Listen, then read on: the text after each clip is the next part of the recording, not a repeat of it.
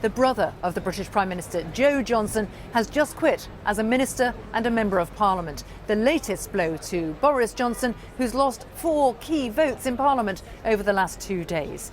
In a tweet sent moments ago, Joe Johnson said, "It's been an honour to represent Orpington for 9 years and to serve as a minister under 3 Prime Ministers.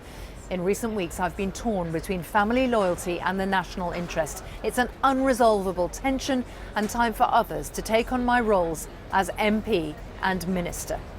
Let's go straight to our UK political correspondent, Rob Watson. Rob, this, I think, has shaken Westminster. I think it's an astonishing and dramatic development. It is no secret, of course, that Joe Johnson, younger brother of Boris, has always considered Brexit to be insane. I mean, he thinks it's crazy for the country.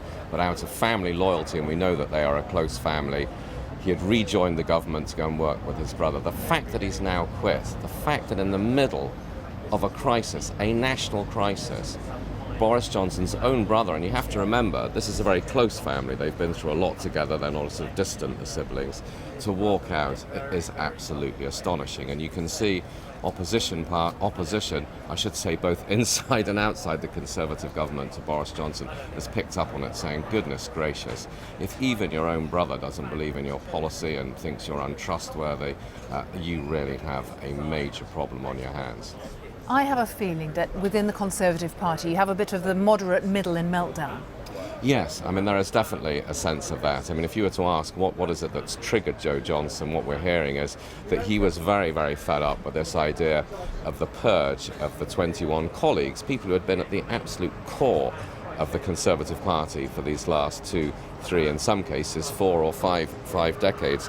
I'm actually going to read you out something that one of our colleague, BBC's political editor, Laura Kuenssberg, she got a text, she doesn't identify who from, but someone in the Conservative Party, presumably one of those moderates in the middle, who said, he's killed it. Joe has killed his brother, fratricide. I think that may be a bit strong. We know what Joe Johnson's feelings are. And there is, of course, if you step back from this, we all get very excited about these things at Westminster. I mean, I suspect there may be a way in which people who think that Boris Johnson is untrustworthy and a thoroughly bad leader who's mismanaging his party, people who think Brexit is crazy, they'll say, aha, further evidence, we always knew this was crazy. Whereas maybe a lot of people who voted leave just sort of tune this kind of news out. Rob, thank you very much for your analysis at really another very dramatic moment in British politics. So we've had the shake-up, the tensions, that extra moment of drama within the governing Conservative Party. But something else has just happened in the last hour, and that is that another MP has joined the Liberal Democrats, and that is the party that all through this has been very clearly pro-EU, very clearly Remain, very clearly wanting another referendum. Well, with me now is Sean Kemp, who is the former special advisor to the former leader of the Liberal Democrats, Nick Clegg. Sean, thank you for being with us. Tell us about you've got a new recruit. Yes, the Liberal Democrats had the most interesting Brexit story of the morning for about 90 seconds, which is that Luciana Berger, former Labour MP, has now come over and joined the Lib Dems. And I don't know how many MPs the Lib Dems think they're going to keep getting like this, but it's clearly their plan to have a steady drip of MPs who say, you know what, I can't stand how I feels like a bit of choreography here, because the day before, of course, we had a former Conservative minister dramatically crossing the floor of the House just as Boris Johnson got up to speak. It's totally choreographed, and I think some of these ones they were hoping to save until the party conferences came along. They've now decided, let's bring it forward and try and find the most dramatic moments we possibly can where we can keep on announcing these MPs. The challenge for them is it's moving so quickly, they're almost now just having to get them out the door as quickly as they can just to try and keep that momentum going. But the Lib Dems are loving it. This is more defections that Lib Dems have had than in the previous 30 years. You might be looking forward, of course, to a general election. Boris Johnson is pushing for that snap election. But we know, and we've known for decades, that it's very hard for the Liberal Democrats under our political system, our electoral system, to win a lot of seats. Yes, and I think there needs to be a little bit of expectation management for the Liberal Democrats.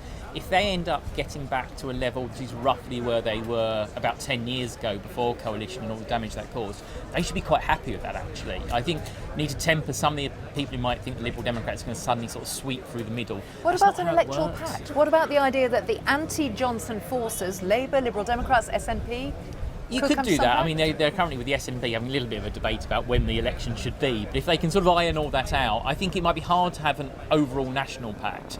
I think you will see on local constituency levels, if they like the relevant MP, whether it's a Remainer Tory or it's what Lib Dems would regard as a sensible Labour person, I think you will see them deciding not to stand against each other, because whenever it comes, this election is going to be about a no-deal Brexit, and if they're serious about trying to stop that, they cannot be taking too many votes away from each other. So I think we will see some form of pacts. Whether there'll be some big overarching national one, I'm not sure they'll get sorted in time. There'll be some Right. cooperation, definitely.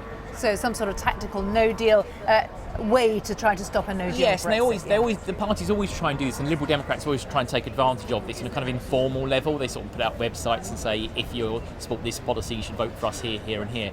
I think this time they might try and make it more formal to really try and take maximum advantage out of it. Sean Kemp, thank you very much. An exciting day for you and your party.